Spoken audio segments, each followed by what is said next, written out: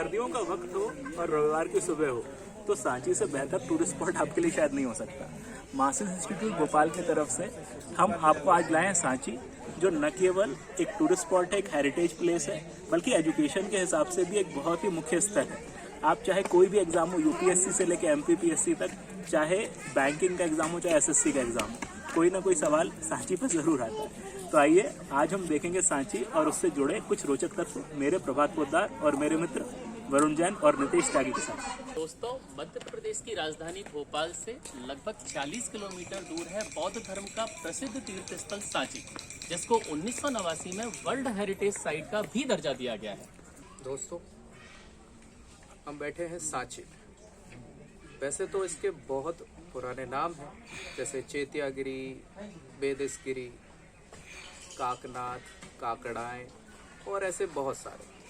सांची नाम जो रखा गया है बेसिकली, जैसे आपने सुना होगा सांचा या सांच, इससे मिलके बना है। सांचा यानी किसी भी पर्टिकुलर चीज को आकृति देने वाले। तो यह विभिन्न प्रकार के पाषाण और लकड़ी काष्ठ से निर्मित विभिन्न सांचों द्वारा निर्मित बहुत सी पुरातात्विक कलाकृतियां विद्यमान है। जैसा आप लोग जानते होंगे कि यहाँ सबसे बड़ा स्तूप, बौद्ध धर्म का प्रसिद्ध तीर्थ स्थल भी इसे कहा जाता है, पाया जाता है। और ये जो सबसे बड़ा स्तूप है, कहा जाता है अशोक ने अपने राज्यपाल के शासनकाल में, जब वो अवंती का राज्यपाल हुआ करता था, तभी विदिशा, जो पास में यहाँ पे एक ग्राम हुआ करता था, वहाँ के श्रेष्ठी यानी वहाँ के जो धनी व्यापारी व्यक्ति थे, उनकी बेटी से ब्याह किया था। उनका नाम था महादेवी या श्रीदेवी भी उनको कहा जाता था।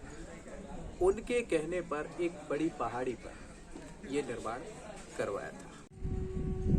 दोस्तों, बौद्ध धर्म ग्रंथ सूत पिटक के अंदर एक छोटी सी घटना है जिसका जिक्र मैं यहाँ पर करना चाहूंगा।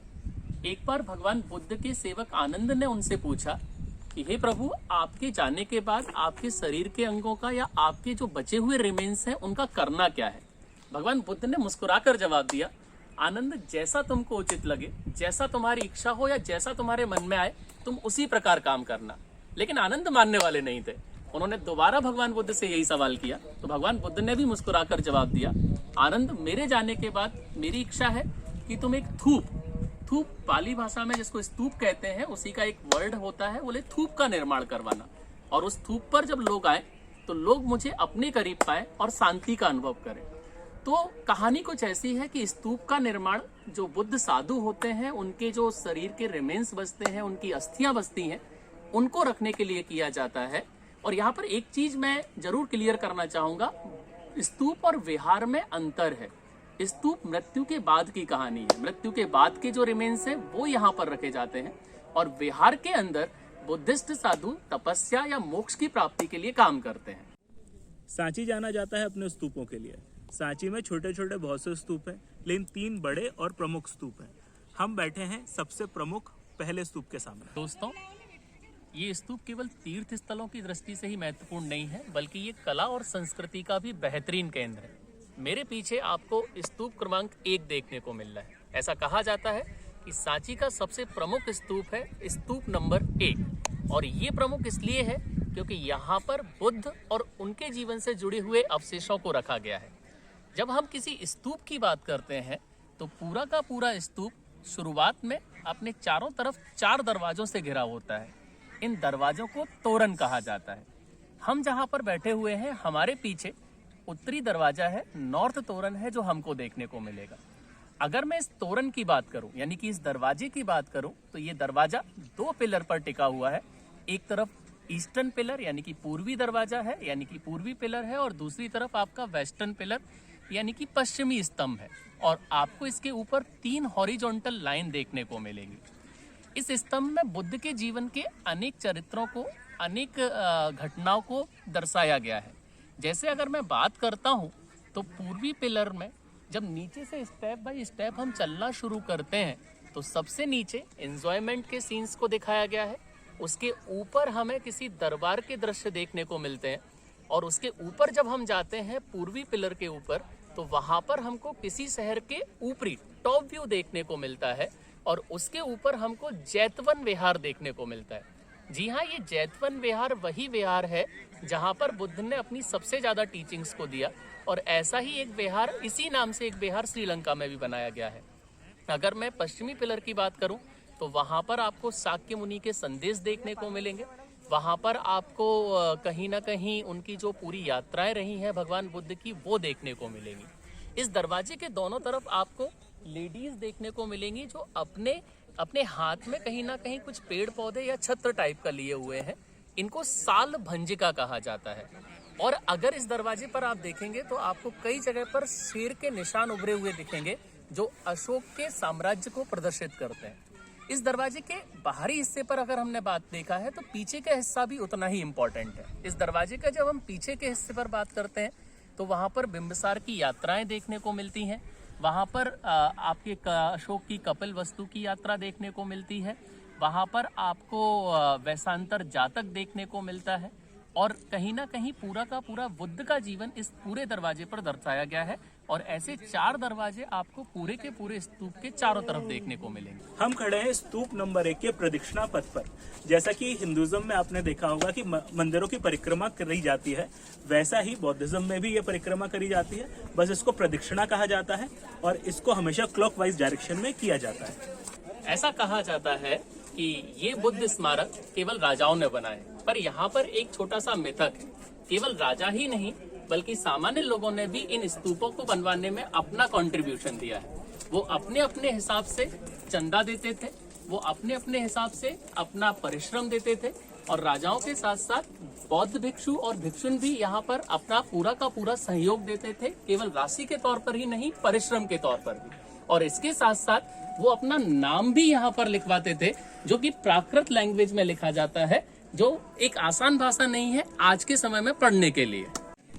दोस्तों, दक्षिणी तोरण द्वार के सामने हम बैठे हुए हैं और आप देखेंगे कि इस तोरण द्वार में जैसे हमारा अशोक चिन्ह है, अशोक चक्र का या अशोक चिन्ह सारनाथ से जो लिया हुआ है, वैसा ही कुछ चित्रांकन यहाँ किया हुआ है इस तोरण द्वार में। उसके पीछे आप देखेंगे तो गुंबदाकार संरचना है इस स्तूपा की। और अगर बताएं तो विभिन्न प्रकार के स्तूपा होते हैं, केवल गुंबदाकार नहीं होते, चौकोर भी होते हैं, गोल भी होते हैं, अंडाकार भी।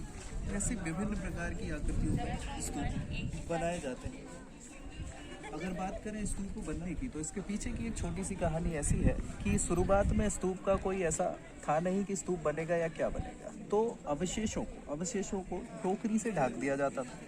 अब टोकरी के ऊपर जितने भी उपासक वगैरह भक्त आते थे पूजा अर्चना के लिए, अपने अपने हिसाब से फूल वूल के अलावा भी ईंटें वगैरह सजा देते थे। अब वो धीरे धीरे स्ट्रक्चर बढ़ता चला गया गुंबदाकार, और आगे चल के ही इजाद हुआ इस स्तूप का, जो फिर आगे जाके राजा महाराजाओं ने इसकी पक्की आकृति को यहाँ पर परिवर्तित कर दिया स्तूप के रूप में। दोस्तों, जब आप किसी मंदिर के अंदर जाते हैं तो आपको मंदिर के ऊपर एक छत्र देखने को मिलता है। वैसे ही जब आप किसी स्तूप को देखने आएंगे तो स्तूप के ऊपर आपको एक बालकनी जैसा स्ट्रक्चर देखने को मिलेगा, जिसको हर्मिका कहा जाता है। और ऐसा कहा जाता है कि स्वयं भगवान यहाँ पर आकर विराजते हैं।